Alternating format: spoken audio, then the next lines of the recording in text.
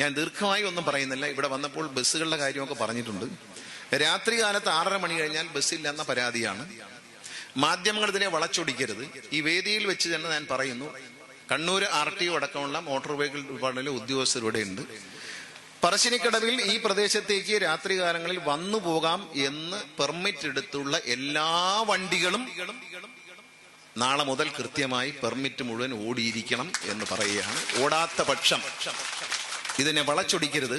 ഓടാത്ത പക്ഷം അതിനെ പിടിച്ചെടുക്കുകയും അതിന്റെ പെർമിറ്റുകൾ റദ്ദാക്കാൻ RTA ബോർഡിലേക്ക് കൊണ്ടുപോകാൻ നിയമപരമായി നിങ്ങൾ മനസ്സിലാക്കണം. ഇത് വിവാദം ഉണ്ടാക്കി കളയും. പറഞ്ഞിട്ട് പോകുമ്പോൾ വേറെ ഓവർ സ്പീഡിൽ പോകുന്നവൻ വണ്ടി പിടിച്ചാൽ ഉടനെ ഹോൺ അടിച്ചുകൊണ്ടാന്ന് പറയുന്ന ഒരു കാഴ്ച. പാവപ്പെട്ടവന്റെ ഹോൺ സ്റ്റക്കായി എന്നാ പറയുന്നത്. സ്റ്റക്കായതല്ലേ, അങ്ങോട്ട് പോയപ്പോഴും സ്റ്റക്കായി, തിരിച്ചു വന്നപ്പോഴും സ്റ്റക്കാവുന്ന. അങ്ങോട്ട് കൊണ്ടുപോയി നിർത്തുമ്പോൾ അതങ്ങ് സ്റ്റക്കായതങ്ങ് മാറ്റണ്ടേ.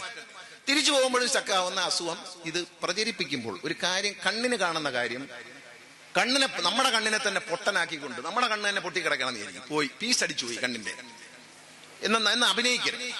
എന്റെ കണ്ണിൽ കണ്ട കാര്യം ഞാൻ കണ്ടെന്ന് തന്നെ പറയും.